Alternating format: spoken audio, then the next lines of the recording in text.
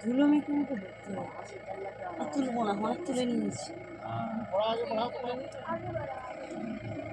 ও বেরোতে পারছে না ওই জন্য।